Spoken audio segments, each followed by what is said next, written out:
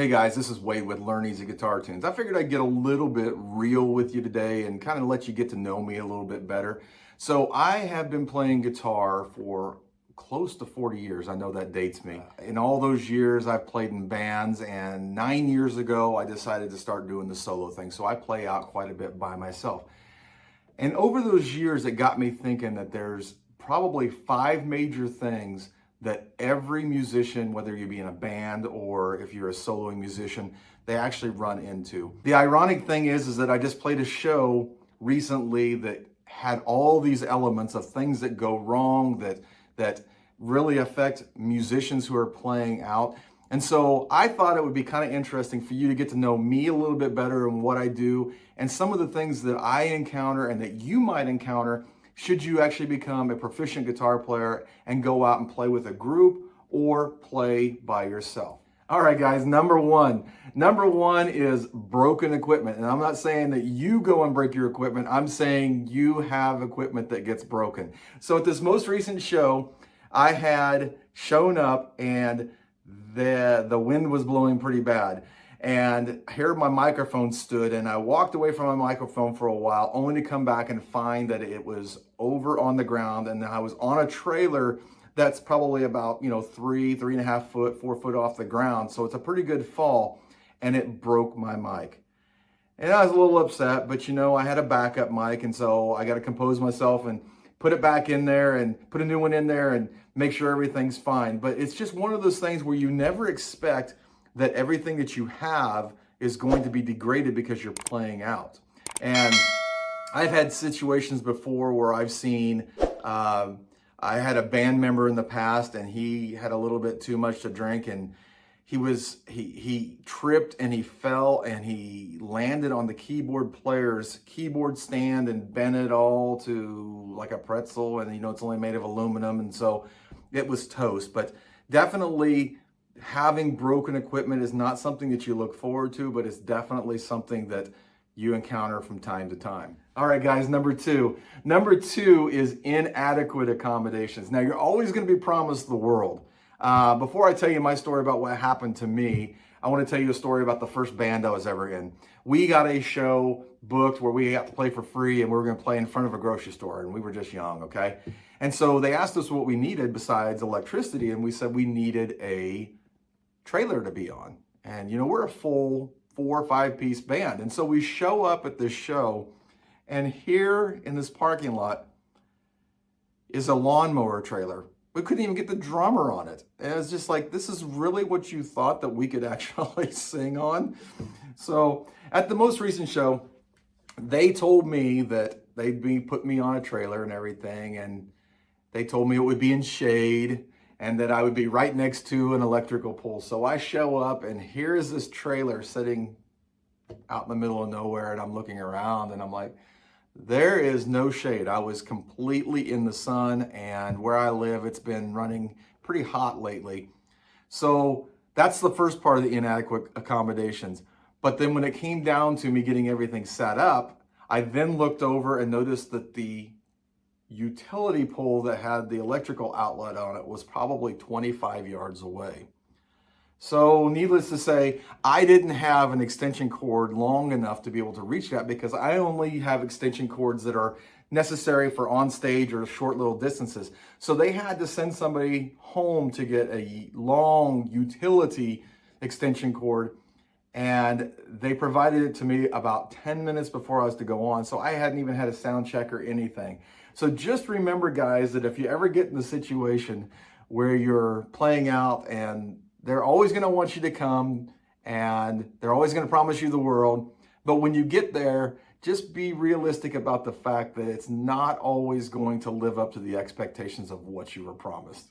All right, number 3, and this is not even close to being my favorite, because this one I actually hate. Okay. All of us have at one time probably been to a bar, and you see somebody who's just a little bit inebriated and a little bit drunk, and they always are talkative. They're always coming up and requesting songs, and then they're always wanting to mess with your equipment.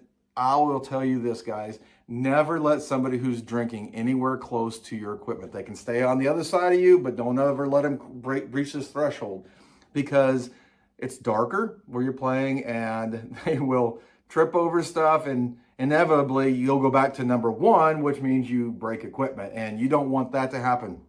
But I'm telling you, this last show, there was a lot of those people, and they were very, very talkative, and they were very nice, but at the same time, it does start to get pretty annoying when you're trying to put on a show, and they're all going, hey, what's this? What is that? Hey, what kind of guitar is that? So it is just part of doing what I do. Number four. Number four is drunk people wanting to sing. So if you were in a normal situation and you're playing your guitar and you see somebody out there singing and you say, hey, you sounded pretty good, why don't you come on up here and sing a song with me? And they're sober, 9 times out of 10, they're going to turn you down because like, oh no, I'm shy, I'm not going to do it. But when people get drunk, some reason they think that they can sing, and you and I both know they can't sing.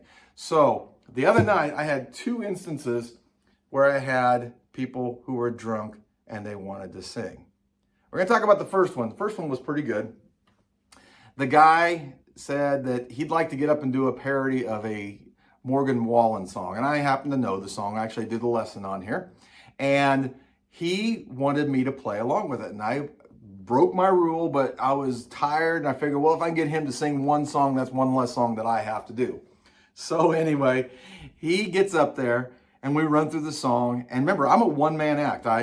I don't have anybody accompanying me, and he didn't see anybody else up there on stage. And so we're ready to go. And I said, you ready? And he says, yeah, I'm ready. And so he stands up to the microphone, and I get ready to play, and he looks at me and he goes, hey, this is kind of weird.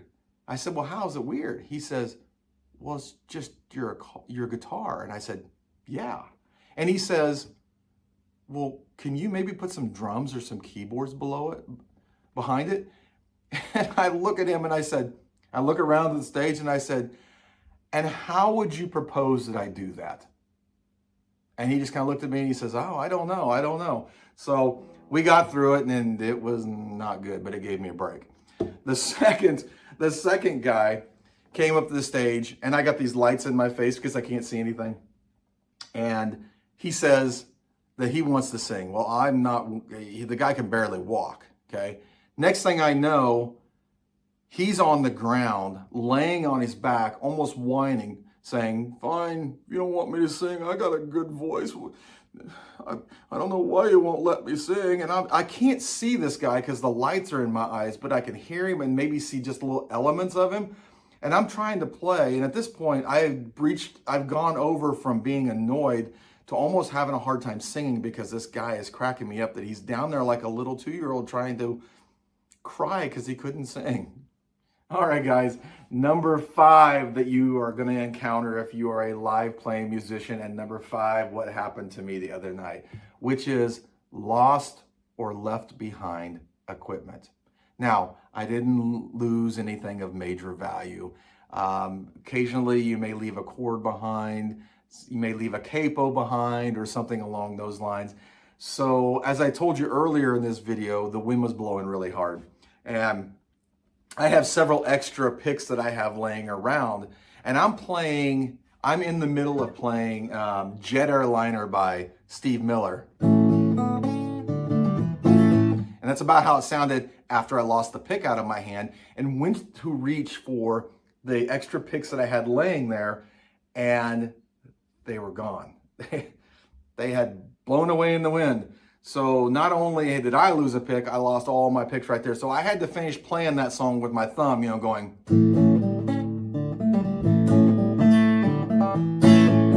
Needless to say, the next day my fingers were pretty sore. But as the night went on, I can't tell you how many picks I lost. They just kept blowing. And every time I would lose a pick, and if you guys have ever lost a pick, you know they go flying. Obscure places, but 9 times out of 10, you can find them right there on the ground and whatever. Not that night. You lost a pick in that wind, it went flying 10 or 15 feet. So actually the next day I went back to the place I was playing, since it was an outside show, and I was able to recover 2 picks that I had lost. And you would say, well, Wade, why do you care? It's just a 10-cent pick.